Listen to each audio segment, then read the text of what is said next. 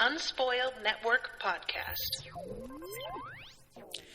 This is Spoil Me, covering Jane the Virgin, Season 1, Episode 15, Chapter 15. In this episode, unexpectedly, Rafael proposes to Jane, and she does a very brave thing and asks if they can speak in private. Ooh. Welcome to Spoil Me.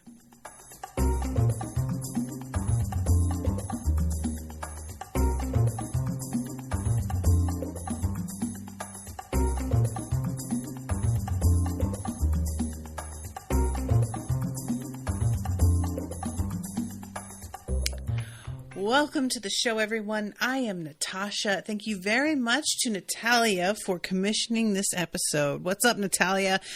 I also want to say, look, everybody, at me being prepared with the right name. How about that? I'm learning to do my job. Natalia's in the chat. Hi. And she says, cute top. Thanks. I have a new outfit on today. This whole episode from beginning to end is really a series of big surprises. There were so many moments that I didn't see coming even remotely. And it's always fun when that happens. So we start off with a flashback of Jane asking her mother a ton of questions. One of which is, how does the Electoral College work? And her mother finally finds out the answer for her, which I have to say I really love. Sometimes it's something that's really focused on. Sometimes it's something that's sort of a throwaway. But the moment where a kid asks a question that you can't answer is a frequent trope that pops up in things. And a lot of times what the parent will do is sort of put them off and be like, I don't know, honey, who knows? But I really like that when Jane brings up the Electoral College, we then jump to Zoe having gone and looked into it to answer her daughter's question, which Jane knew she would do and was already very aware of how the Electoral College worked, but she felt like her mother should know, which it is remarkable how few Americans know how the Electoral College works, because we're not really taught correctly about it in school. And I didn't understand how it worked until probably about 10 years ago. And I am a 38-year-old woman, So I'm not judging Zoe for not knowing. And I love the fact that Jane is so confident that her mother's going to try and find the answer, that she does this in an attempt to sort of educate her mother by accident. It's just a cute moment. Zoe is such a good mom. She really is. So the moment here ends with her asking, what does love feel like? And her mother trying to explain, it's like your heart is glowing, which is actually a really good description. I really was unexpectedly like, oh, yeah, that is what it feels like. And she says, if that makes sense, to which Jane says, it doesn't. Is there some sort of test you can run to measure the amount of endorphins or something? And I love her mom looking at her like, oh God, what? But it's a really understandable, me as a kid, not like this. Me as a grown-up, definitely a lot more like this. I want data. I want provable shit, which isn't how most things work, frankly, in terms of just living your day-to-day life. So it's a really frustrating thing when I just have to sort of, whatever works best for you. Well, can't you just tell me how to do it and I'll just do it that way? Can't you? No, it's different for everybody. Everybody's got different brain chemistry. Everybody's got a different outlook. Everybody's got a different body. Everybody has different abilities. So, just figure out what works for you. I don't want to figure out what works for me. I want instructions, and then I can just do them, or I can just not do them and then no, I'm not doing them, and therefore I'm not going to see any results. And then we cut to the present, and Jane is waiting to get the results of the test, which turns out to be fine. The baby is perfectly healthy, and there is nothing to worry about. I have to say, you guys, I have really not been impressed with Rafael as like a potential suitor. And every now and then he has these little moments that really catch me off guard in terms of how different he seems for a second. So when she gets the results and tells him, he lets out this like relieved little laugh that is almost dorky, which is not something that we see from him almost ever. You know, he's like suave guy. And this little like excited laugh is so sweet and cute and so like such a departure from his cool aloof thing. I really had a moment of like, oh wow, he was really hot right there. He's just too cool for school so much of the time that I don't see it for him. I need somebody who's got a little bit more passion. And then he'll do that, or he'll say, I love you, the way that he did at the end of the last episode. And then I'm suddenly like, oh, okay. And I don't know. I think that that's speaking well for the actor, I guess, the way that he is able to like go in and out of this. But I wish I got to see more of that side of him, because I want to see in him what Jane does. And he feels like Zoe said when she hears the story about him that he sounds like a player. He still kind of feels like a player to me, not necessarily in what he does, but the overall vibe he gives off. And it just doesn't do it for me, you know? So anyway, this moment is really, really sweet. And it ends with him saying, so is it time to take the pin out? Which what he means is he had asked her to move in with him. And she had said in response, let's put a pin in that. And this is an interesting kind of parallel to what she winds up doing with the proposal as well, because she is not feeling super decisive, because, you know, like regarding him, which I don't blame her. He really wants to move quickly. And there's a part of me that understands why. It does feel like fate is happening a certain way. I can understand his perspective.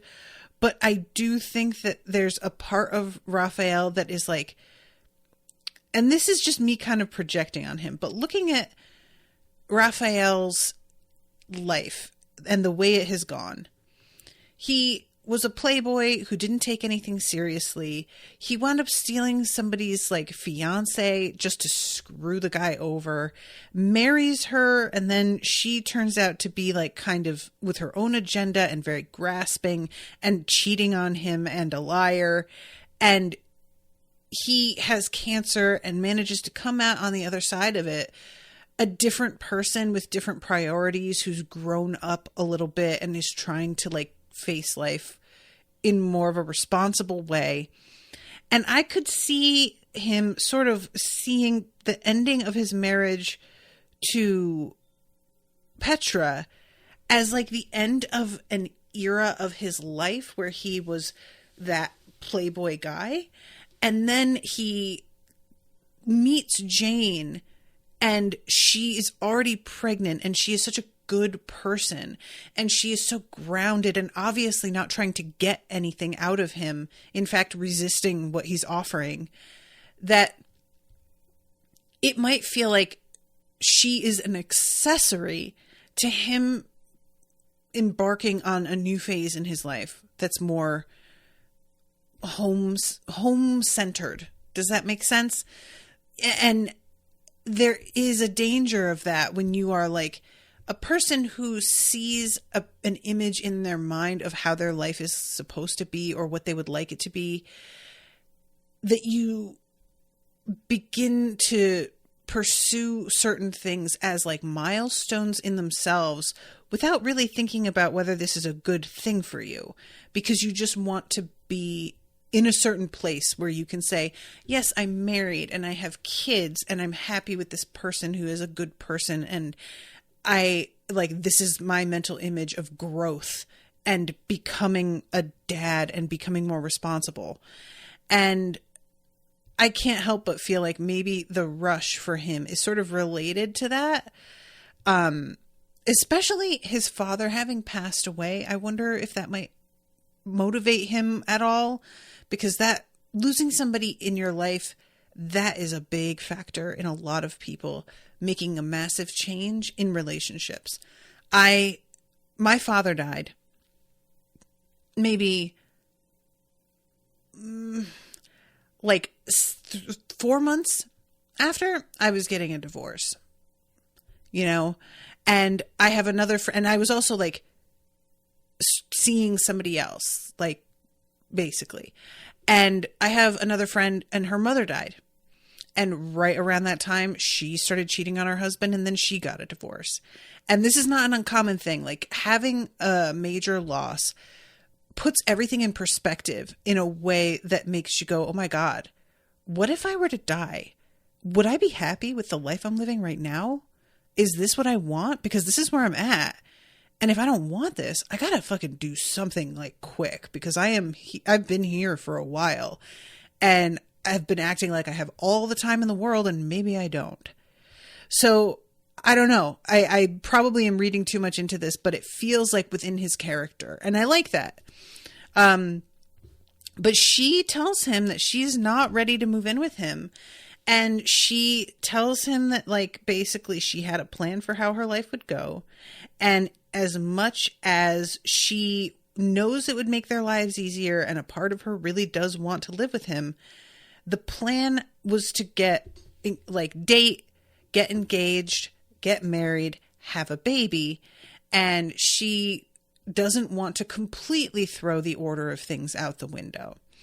And as much as that might feel like a silly reason for a lot of people, I truly understand what she means. Just deciding, I guess things didn't go according to this one plan and I'll just throw my hands up and not pursue any of the other things that I intended.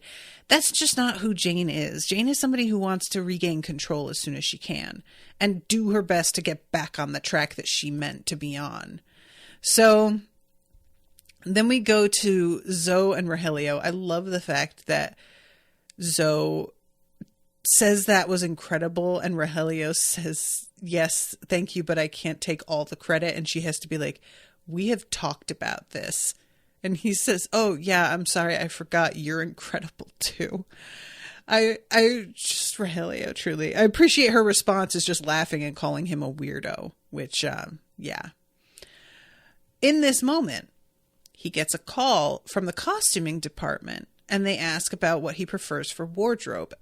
And he doesn't realize, and I didn't either. Sometimes I can sort of see these things coming, but I did not. He doesn't realize that they're basically setting him up so that whatever he asks for specifically, they are going to be sure to do the opposite, which is just so fucking underhanded. Truly, come on, guys. Can we not get a life? Get a life.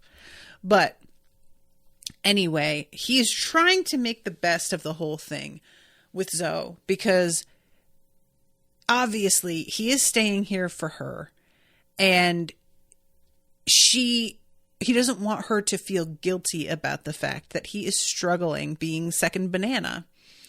And he tells her, because she asks him, are you pretending to be happier than you are to save my feelings? And he says, no, but we find out that is absolutely the case.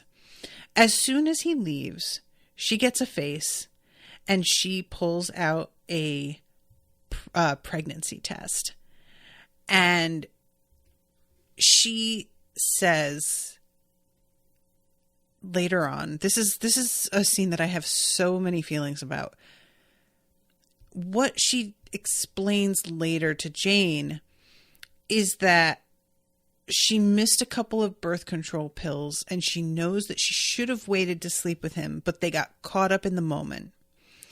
And Jane gets really mad at her and is like, you're not 18. caught up in the moment. What do you know better? And I feel really conflicted on this because what Zoe winds up confessing later is that maybe it wasn't an accident that I missed some of those birth control pills. But I really don't like the implication that like making this kind of mistake, not necessarily is on purpose, but like Jane acting like, well, you're not 18 anymore. You're a grown woman and you're supposed to like know better.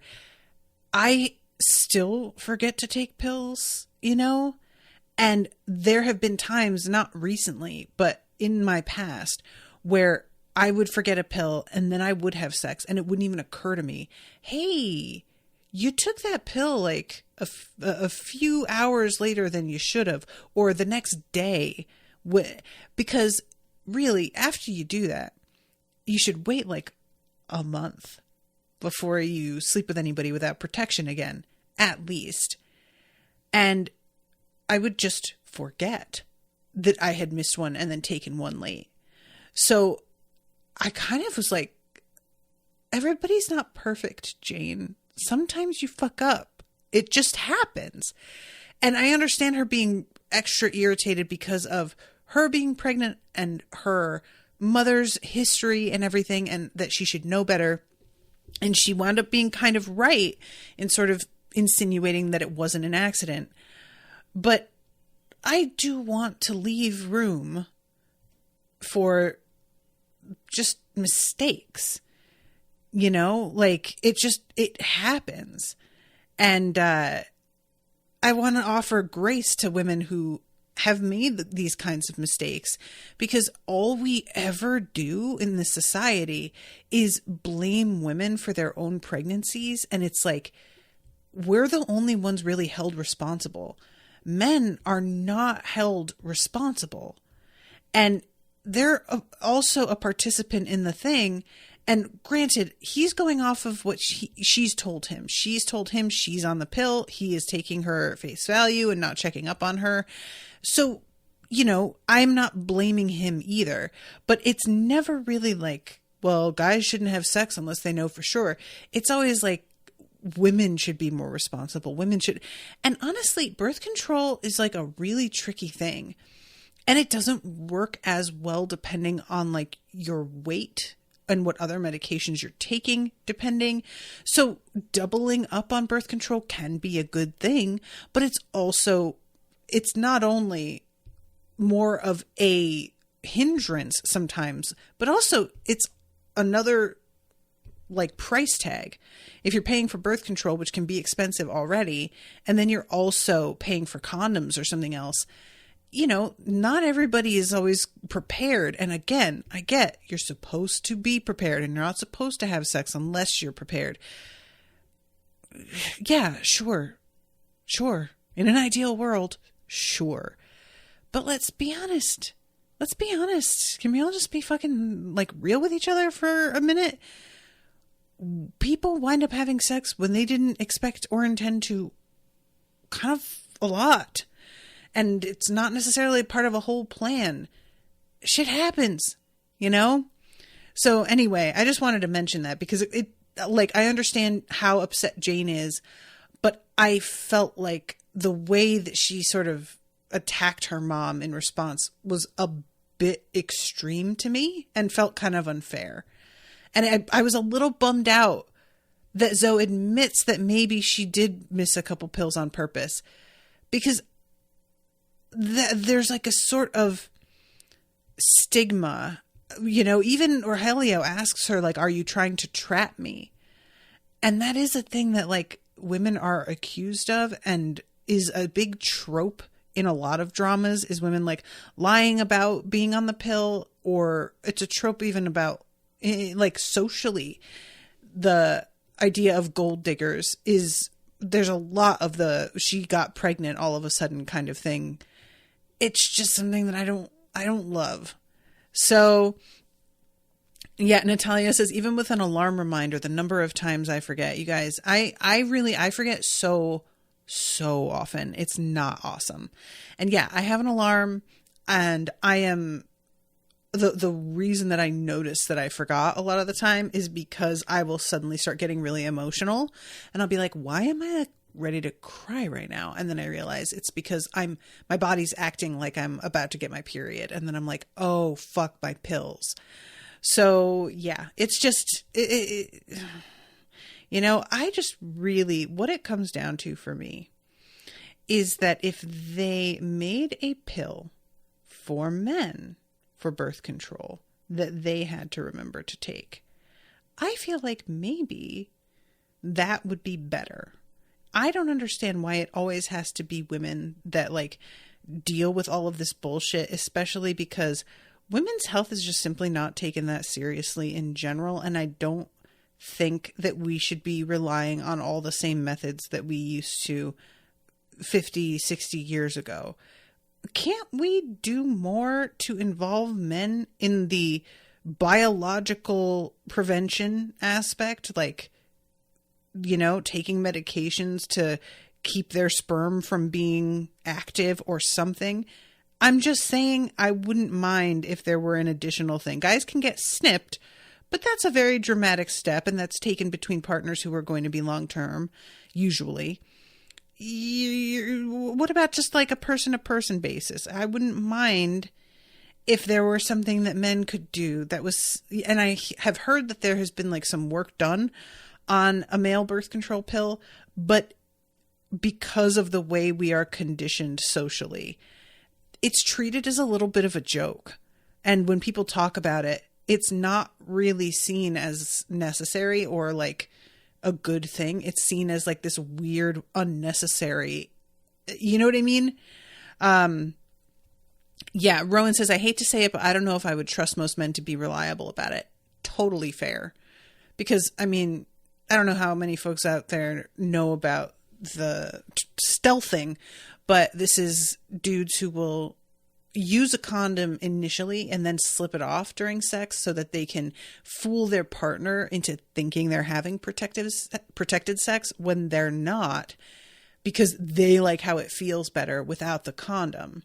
So they would rather lie and risk their partner's pregnancy or exposure to STDs than just suck it up and have slightly less good sex.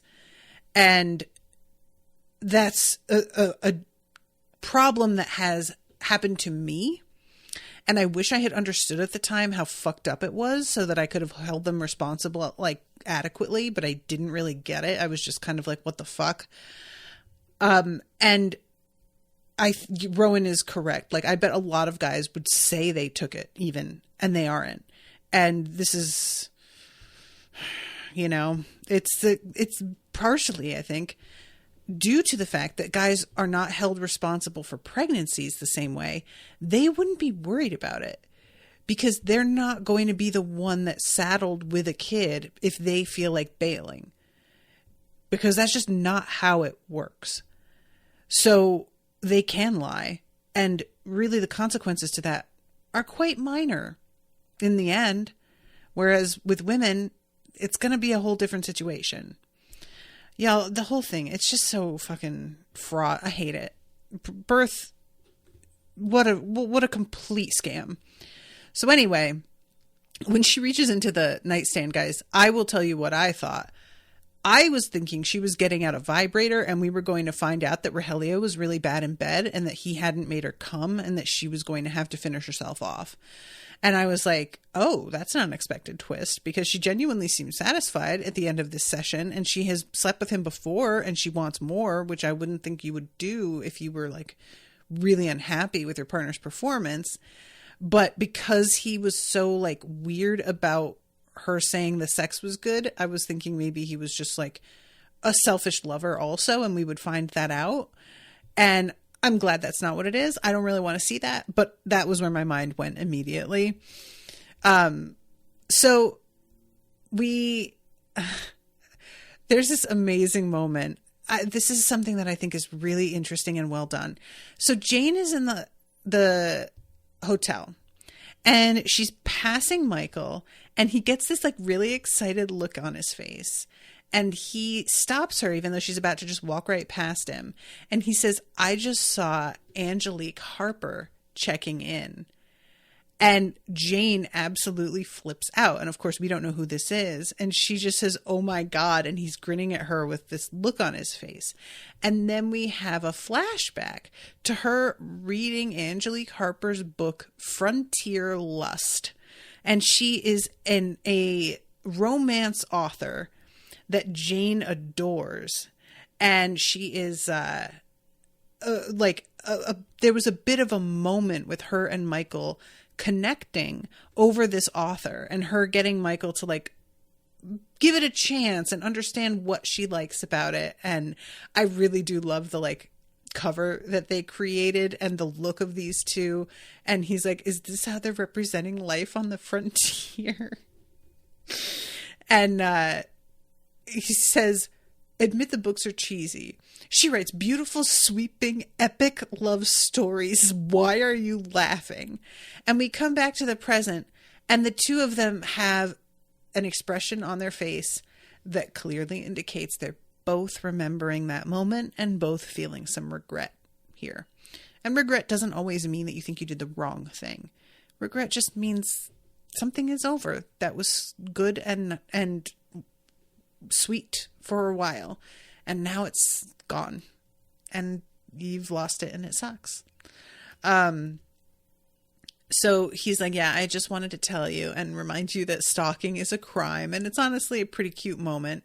So then we go to her telling Rafael how excited she is. And he says, well, she's having a private reading tonight. Do you want to? And she's like, yes, I'm definitely going. And I'm going to ask her to read my first chapter for advice. And maybe I'll get discovered because she's blown away by my writing. Or not, but maybe. I have to say how much I appreciated that Jane is honest with the fact that she is hoping to get kind of discovered, because so many people try and act like, oh, I'm just giving just for like their criticism. We're secretly hoping that you were going to get discovered. Like, come on. Of course, that's what people are hoping. So I just liked her honesty on that, to be perfectly frank. And then we have this long extended sequence of her like dancing with excitement.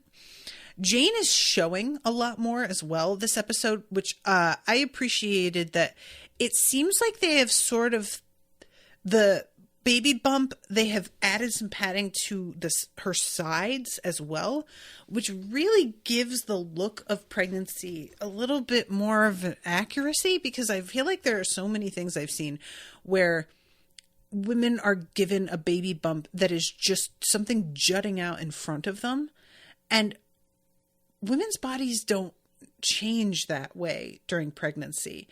There are a lot of parts of a woman's body that shift and grow or get swollen or whatever. And just the weirdness of a woman who is otherwise stick thin, but then just has this like half basketball sticking out of her front. It always just kind of looks not real, you know? So she looks, when she's showing in this, I have no doubt that that's padding. I don't think the actress was actually pregnant, but it looks pretty convincing. Like, if you told me the actress wasn't really pregnant, I think I would believe you. So this is when Scott comes in, his father's former assistant, now Petrus's assistant, which Rafael asks, how's being Petrus' assistant? And he says, soul crushing, frankly.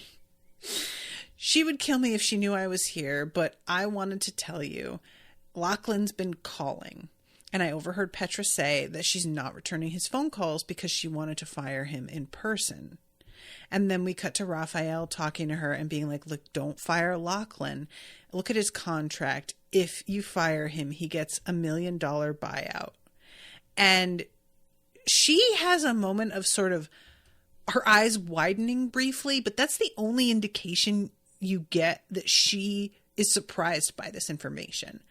And later on, she tells him that they need to work together because he told her not to fire Lachlan, which was what was best for the Marbella, because otherwise they would have had to shell out $1 million. And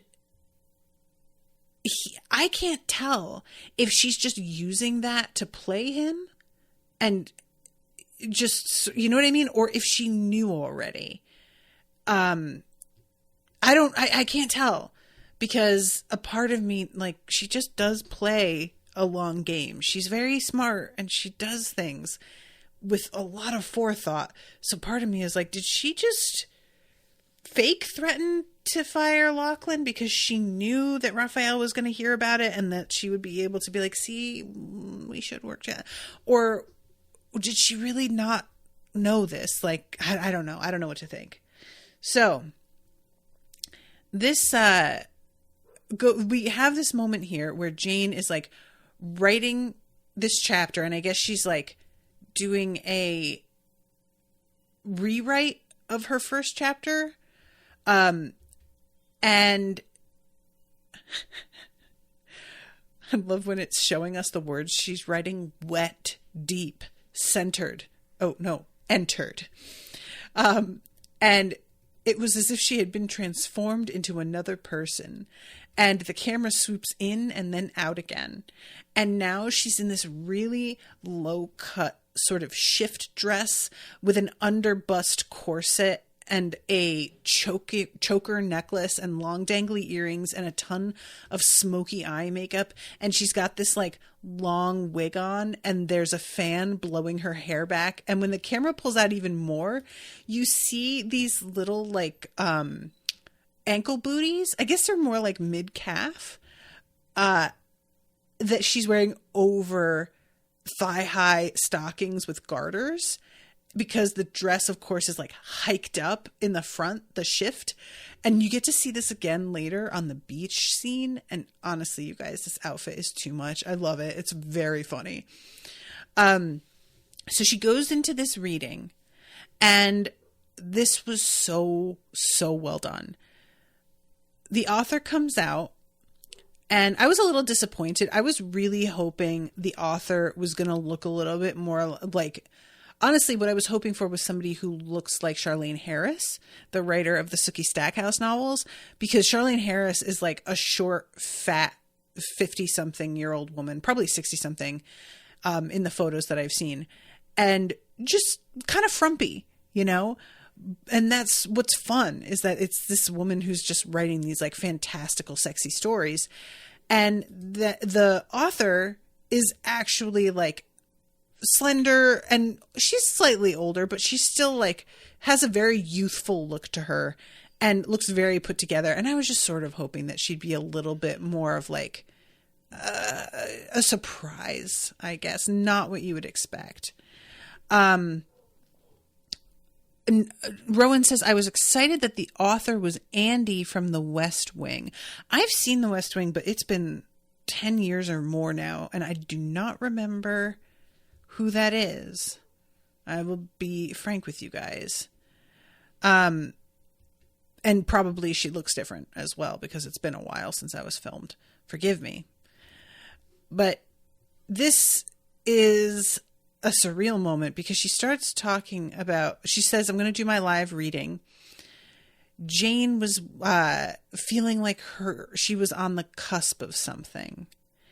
And of course, as a viewer, you're thinking that this is a moment of Jane imagining a scenario, because this has happened many times where she's like in public or around other people, and all of a sudden what happens in front of her, it becomes very clear that's not really what's happening. It's sort of in her head. But there comes a moment where the author is like, no, stand up. No, for real. And then the narrator starts to say, Jane, get up off your ass, get up. And it took me a second. As soon as she's like really making it clear she means Jane, I'm like, oh my God, it's a proposal. And this, I will give Rafael credit. This is a brilliant proposal. It's really, really good. It's so good that even though I don't want her to marry Rafael, or at least I don't want her to say yes this soon, and I'm proud of her that she doesn't, if she had said yes, I wouldn't even have been that mad at her because, like, I mean, come on. That's really solid.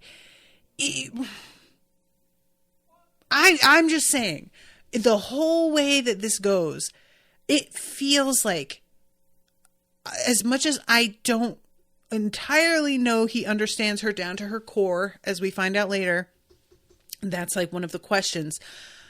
This proposal feels like he does know her down to her core. Do you know what I mean? And I'm not entirely sure I should give him that much credit.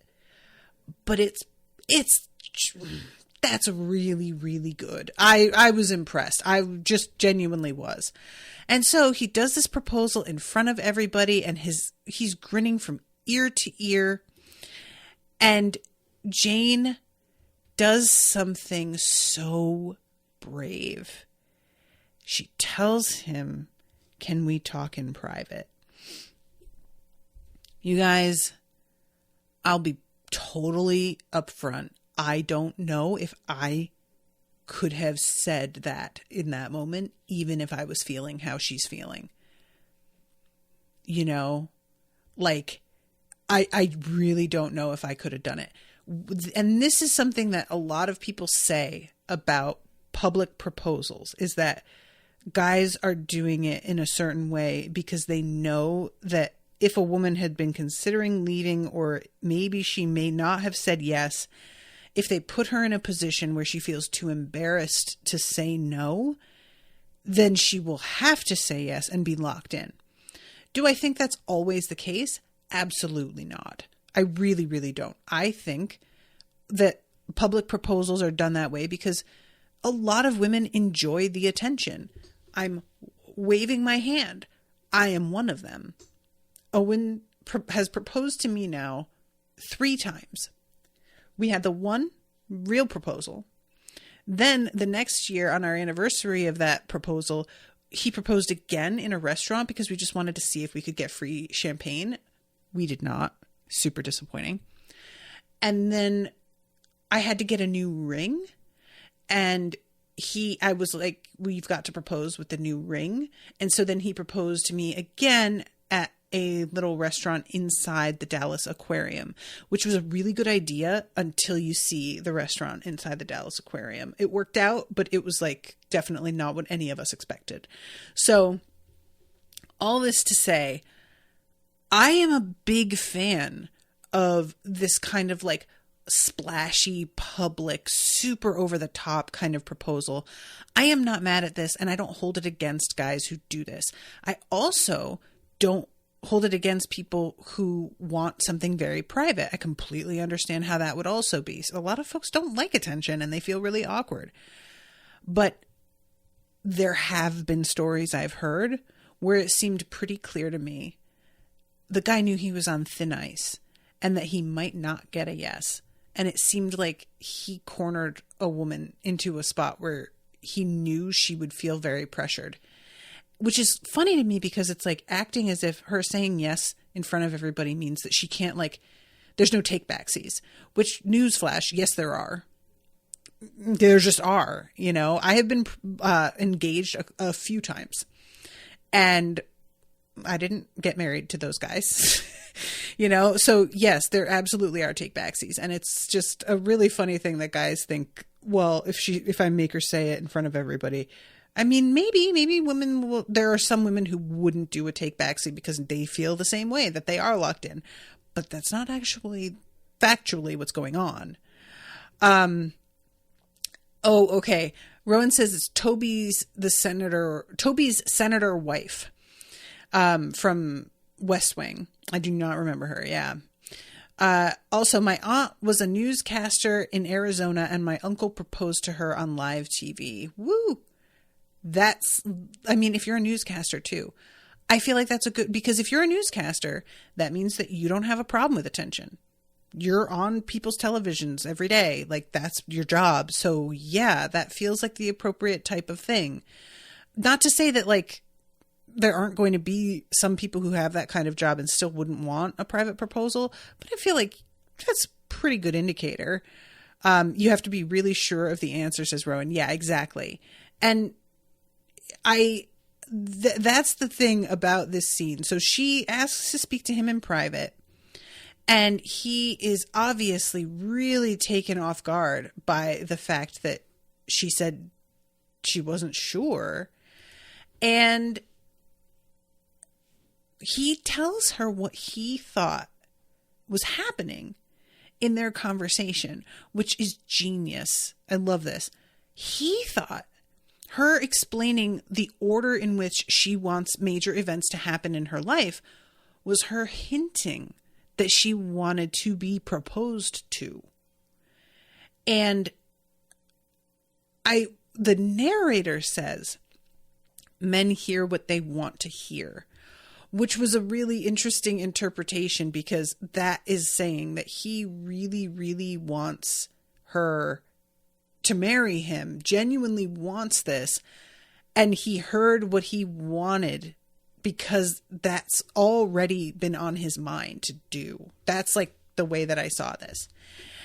And she clearly, you know, from our perspective, that wasn't what she intended at all. She was just trying to explain to him the way that she feels about her life. But what I like, when I saw what the scene was going to be, that we were about to see him watching from his perspective, her hinting that she wants to get proposed to, I thought the way that it was going to be played, and I'm so glad it wasn't, for the record, was that he was going to realize, in order to get her to agree to move in with him, that he had to propose. So in that scenario, it would be a step to an end goal instead of something that he's doing because he genuinely wanted to be doing it. And not to say that he wouldn't want to do, but you know what I'm saying? Like, it would have felt a little bit like he was tricking her, I guess. And that, I don't know that that's really the right word, but I'm going to stick with that because it's the best way I can think in, like, at the moment. And also potentially that it would have been like, oh, I also just want to sleep with her. And I should have known better because I know that he like really cares about her, but I just wasn't really sure. So him thinking that she was hinting, that makes a lot more sense. And also I can understand how he saw it that way. And considering that we see he genuinely does want to marry her. So it ends with her saying that she wants to think about it. And she's talking to her abuela and her mother. And of course, they're each giving her different advice. Her abuela is saying, your grandfather proposed to me and we had only known each other for 45 days. And it was the best thing I ever did. And, you know, we were married for however fucking long. And of course, Zoe is like, you guys barely know each other. It's been like, what, 6 months? Of course you shouldn't say yes. And I really felt like this is just for me such a thing. I don't think if you ever say, let me think about it, to a proposal, that you should say yes in the end.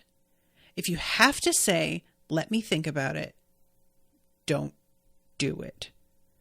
And I cannot emphasize this enough, you guys. Anybody out there who is listening, who has recently been proposed to, and you don't know what to do, and you're sitting there considering it, please allow me to solve the problem for you. Do not marry someone you are not absolutely dying to marry. Don't do it. Marriage is difficult. Marriage is unpredictable. Marriage is a huge shift in resources and energy and rights. There are so many practical aspects to it that I don't think people consider. And you become bound to a person, especially if you buy a home together or have children together in a way that becomes impossible to extricate yourself from in some cases. If you have kids with somebody and they are at all interested in being in those kids' lives, you can divorce them, but they're still a part of your life forever, you know? If you don't feel 100%, absolutely not. Don't. The only way to get through a marriage with somebody is to be head over heels. And even then, that shit can wear off. You know, it can. It's just the facts. Or you can grow as a person and completely change, which is what happened with me and Brendan. We just became really different. And it grew to a point where we were both like not on the same page in many respects. And I was willing to put up with a lot less shit. And that was like, I was certain I was supposed to marry Brendan. 100,000%. That's not to say that I consider our marriage a failure. It didn't work out, but I think that we both became better people as a result of it. And I think we both grew as a result of it. And sometimes that's the purpose I believe marriage serves. I don't think marriage should necessarily always be forever to be a success. But I'm just saying, I was dead ass certain about him, and it still didn't work out. If you are going into it uncertain, I just don't see it, kiddo. I don't. Especially if part of your hang up is that you want that person to change some of their behaviors. That isn't something that's happening here with Jane. She is not particularly in a space where she's like, well, Rafael does this and that, and I really want him to not be that person. She genuinely is like, do we know each other well enough? Is he somebody who understands me and gets me?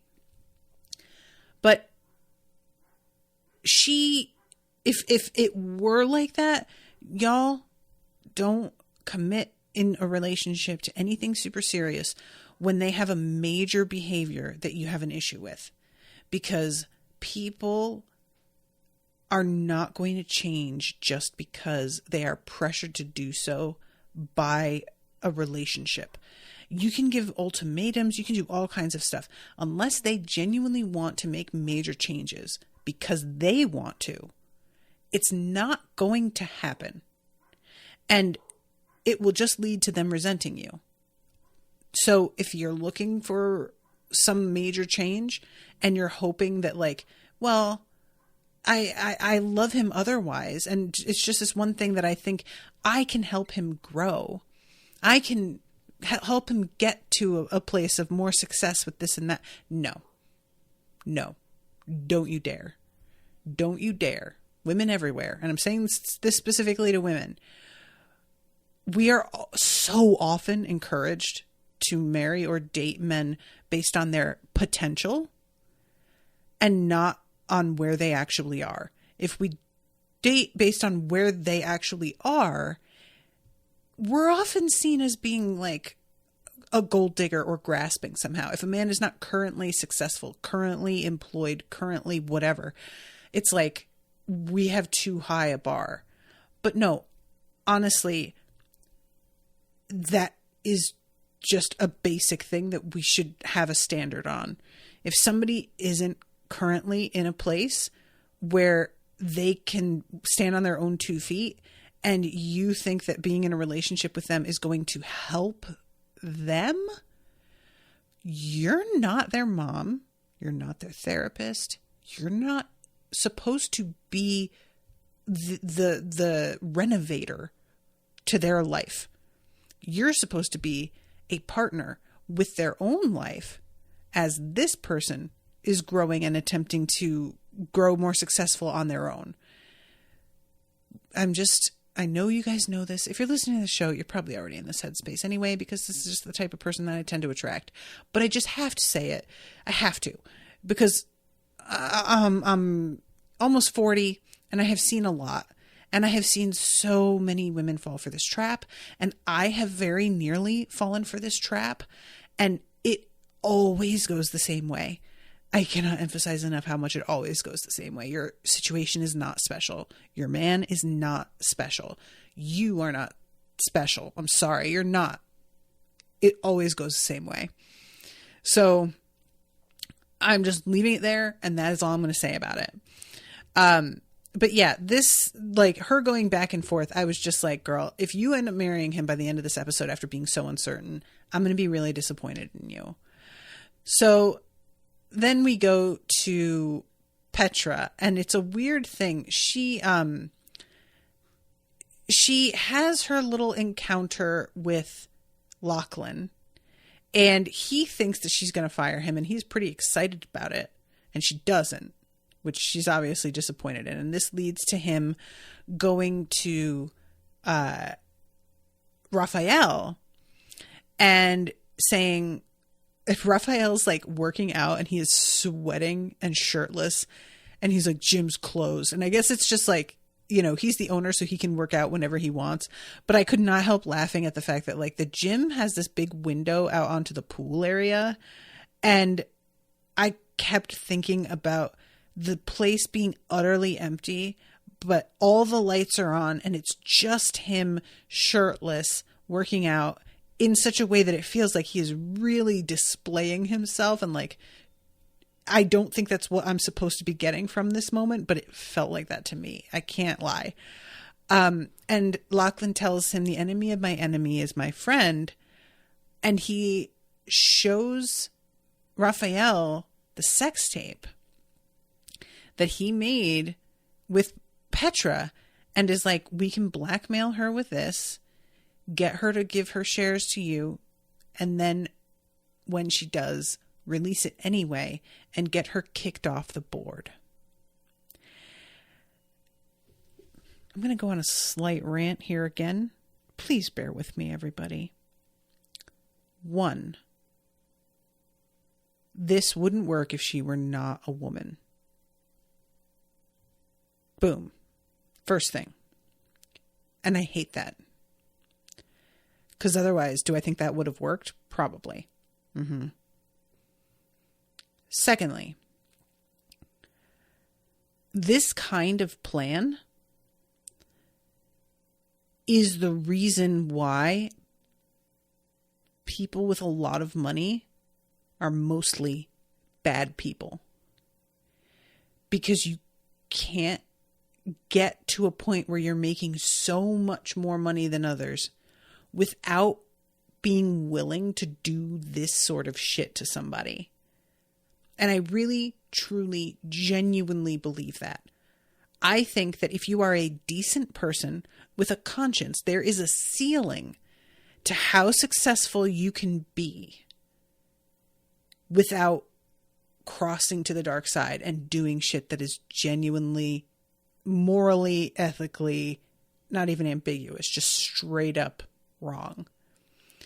And this sort of like underhanded personal shit it's just the kind of thing that not only could I never, but I was really disappointed that Rafael goes with it at all. Because granted, he doesn't agree to release the tape. I think he does shake Lachlan's hand in that scene. So he may tacitly be like, yeah, okay, I'm on board. But it really, I wanted him to express more disgust in this scene than he does.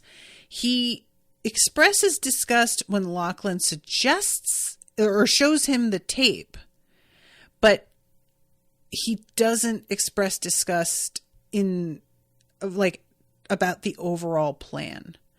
And the fact that he tells Petra later, I have your sex tape. He is still like, whether he's willing to release it or not, whether he was going to greenlight that part of it, he is still willing to blackmail her with this. I really think if Jane ever finds out about this, that's going to be a big problem. This is the sort of thing that it when you talk about being partners with somebody, there's a lot of people out there who are like, well, we can, believe in different things or have different opinions about things and still be a good couple and get along and love each other. And I don't think that's untrue. But I think that if you are going to really try and be a partner to somebody in life, you guys have to have a really aligned viewpoint on what the right and wrong thing to do in given situations are, because otherwise things are going to shake out in eventually, where you're each going to be put on the spot in a sort of significant way, and your partner is going to be very unpleasantly surprised at the choice you make in whatever that situation might be. And I am, for example, with me and Owen, there have been a couple of times, and this is a silly example, but I think you'll understand why I'm using this, where I have seen him, when you comment on something on Facebook that is on a public page, and a person that you're friends with who doesn't necessarily follow that page, it will still pop up on their feed because you commented on it. And I have had a few times where Owen has commented on something on Facebook, and that post will pop up in my feed just because of that. And I will see that the reason he commented is to absolutely wreck somebody for being transphobic or for being racist. And the swell of pride and love that I feel when I see that he is out here doing God's work on his own time, he's just on the socials, just fucking tearing people up. It speaks to me and who I am and what I care about, And if I were to stumble across him making comments of a different nature, it would just be the end of my respect for him. That would just be it. That's the death of a relationship to me, is when you don't have respect for somebody anymore.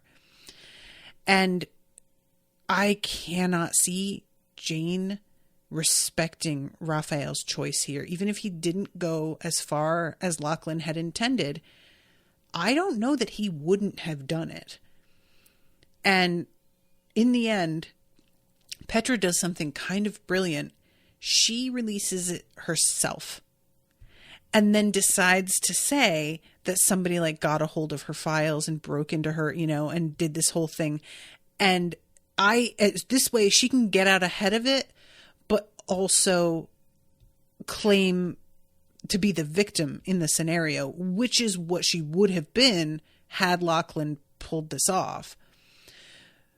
So I think that's really smart. That's the best way to go oftentimes, is to just figure out how you're going to spin something and then just bite the bullet and let the cat out of the bag yourself.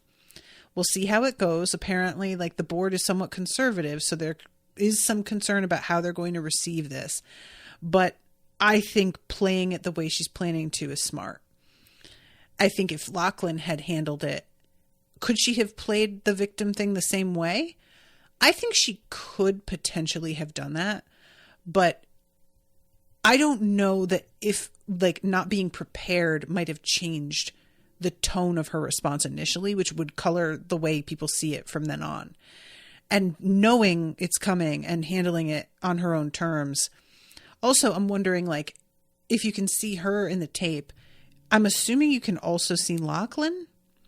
And I feel like the implication will then be that Lachlan released it, which is going to cast a shadow over him, hopefully. If we're living in a slightly more enlightened age in this show, he will be looked on as kind of a scumbag because he probably leaked it.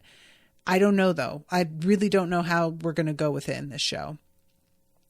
So, yeah, good for you, Petra. And then we have this whole subplot thing where she is meeting with what's his name's brother. Oh my God. I keep wanting to say Gaz, but it's not Gaz. It's an AZ though. Help me, guys. What are both of their names? either way, she goes to like her office and he's in there and he stops her from stepping on a spider and really emphasizes how he is of the Jain religion and that it's nonviolent. And she says, even with bugs. And I'm like, girl, clearly. But there's a part of me that kind of feels like, how did he see that spider from so far away? This just feels like a setup. I don't know. I don't think this guy is for real. I'm just not buying it. It just, I'm not buying it. So he has this moment with her here and he's like, I just really want to know more about my brother. Can we talk about him? Can you, like, I don't even know where his remains are. She remembers that she used the fucking urn to bash that guy on the head. And Roman Zazzo, thank you, Rowan. What's his brother's name? But he then says, can we go out to dinner and just like talk about him, you know, which feels like a reasonable thing. But again, I just don't trust this guy. And there is a moment where he says, in response to her saying, you're so different from Roman, Aaron, thank you. Ugh. When she says you're so different from Roman, he says part of why we just didn't talk for years. And I have to admit, I had been sort of like side-eyeing the fact that they were supposedly out of touch for so long. But once he put it like that, I was like, oh yeah, I guess that's probably making some sense actually. However, because this is so elaborate, but you guys, the whole thing that Michael suspected was that Roman was working with Sinrostro, right? Like he thought he was one of Sinrostro's guys.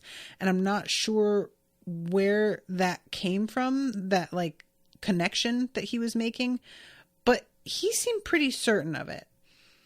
There's a big part of me that is sort of wondering if Sinrostro has gotten her fingers on Aaron as well. And that the like, I don't know, that whole thing where he was like kidnapped by a cartel. Was he? That doesn't sound real. I don't know, man. This whole thing just is so fishy. I'm not buying it. I'm just not. So the conversation eventually goes to, I hate to ask this, but there's a piece of jewelry that belonged to my mother that was like an heirloom. And Petra is very relieved to say, oh, I have it. I can definitely give it back to you.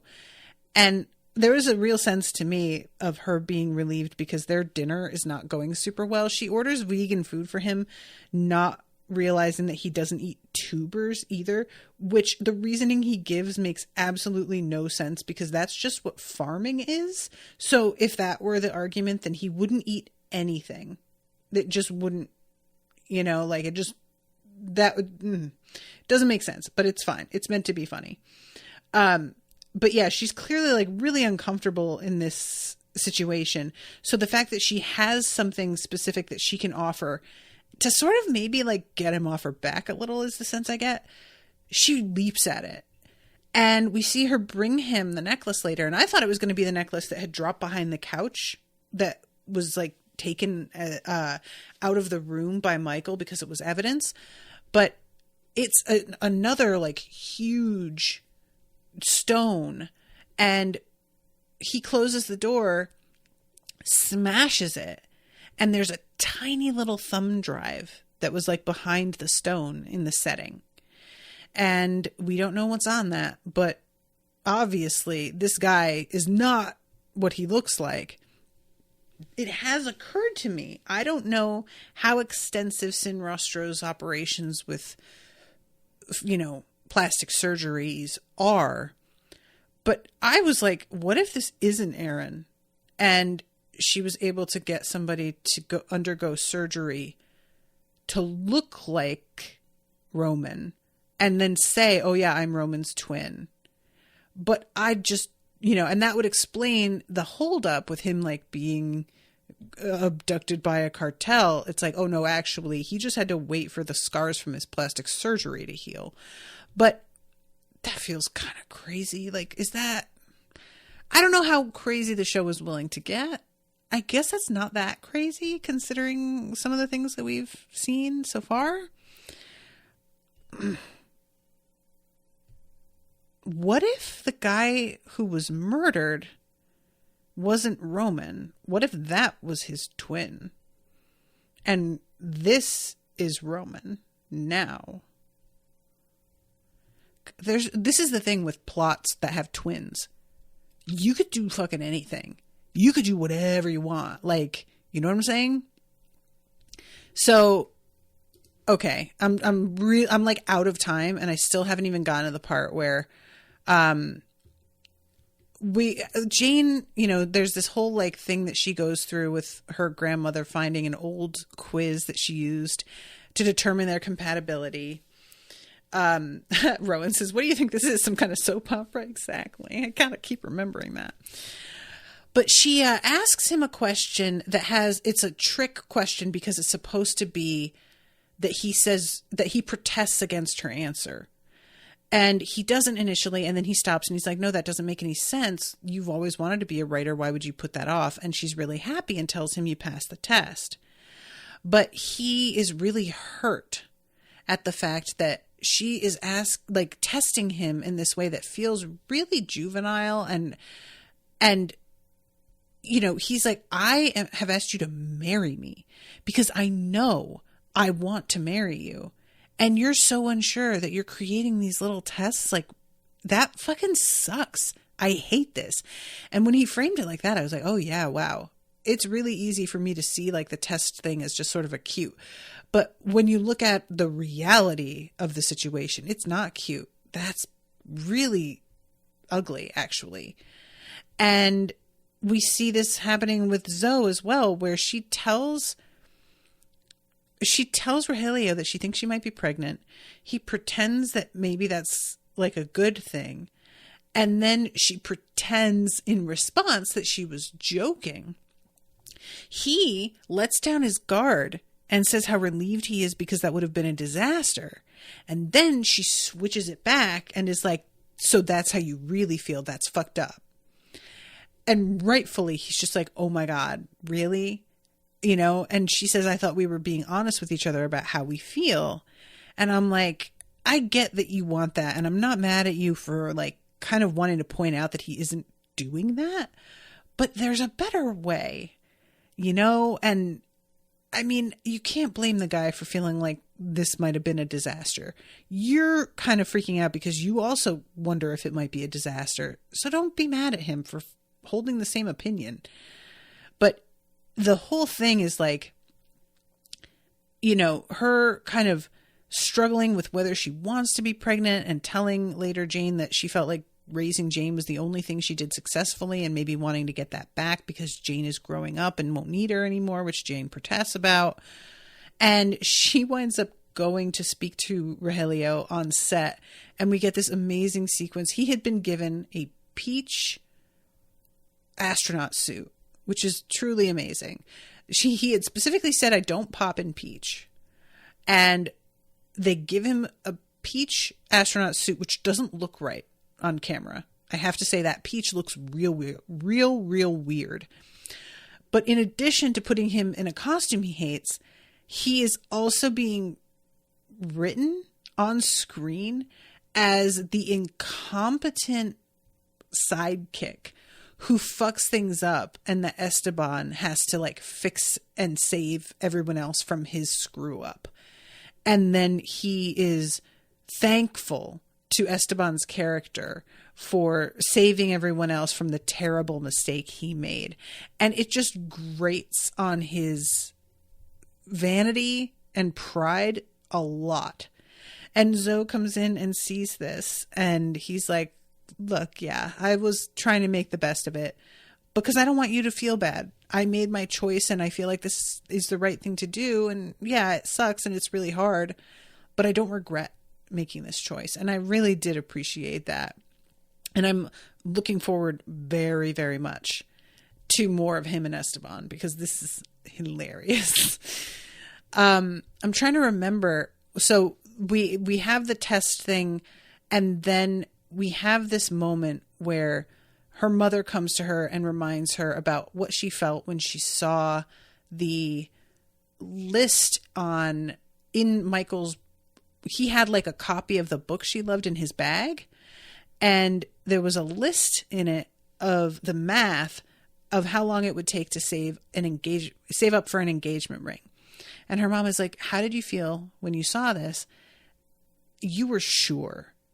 And if you're not feeling like that now, I feel like that's all you need to know. And she finally tells Rafael that she's not going to marry him. And he takes it pretty well. You know, she's like, I was so afraid that if I told you no, it would just completely break the relationship we have. And while I'm not ready to get married yet, I don't want to break up either. And he's like, let me lick my wounds. You go ahead and stalk that author. Which leads to this goofy scene in which she's mistaken for the massage therapist. And honestly, it doesn't make any sense. The massage therapist evidently just never shows up. Right? Like somebody who is the person she is meant to be seeing would turn up and all of a sudden Jane would look like a complete freak for just going along with this. But whatever. It's all meant to just be funny. And it was less funny because there are times where I can hand wave something that would, you know, in real life, this wouldn't go this way. But this is something where I full on was waiting for that moment and it never happens. And there's no explanation given as to why it doesn't happen. And that felt like we were just doing whatever. And it just felt silly, you know, but regardless, she leaves her chapter with her, I guess. And we're maybe going to hear from her eventually because I feel like this writer is like a particular character that is going to come back. But Jane runs into Michael afterwards and is recounting to him this ridiculous thing that happened. And she is so animated and Michael is laughing with her and they're very, very relaxed. And you see Rafael spot her from far away. And it's funny because like, this is the exact reaction Michael had to seeing her flirting with Rafael. But Rafael is seeing her joking around with Michael. And I think just the vibe of how relaxed and happy she is with him, it is just kind of stark seeing that he has rarely seen that side of her and doesn't know her well enough to be able to go back and forth with her the way that Michael can, because he knows her and has inside jokes with her and understands how important this woman is to her. And all of this has led to an intimacy that he does not yet have and is jealous of, which it'll come in time, dude, if you just put the time in. You know, I understand that feeling, but also like it's not permanent. I do really like the symmetry of Michael having had this exact kind of moment and Rafael having it now. And I'm hoping that maybe seeing that she doesn't have the same sort of energy with you, I'm hoping that he'll realize this is why she doesn't want to marry me, not because of Michael, but because we don't have that ease between us that she and Michael and that's necessary for a relationship to like be successful long term. Anyway, I am so over time, you guys. I really am. So I have got to wrap this up. But thank you all so much for hanging out with me. Thank you, Natalia, for commissioning this. I appreciate y'all so much. And until next time, toodaloo, motherfuckers.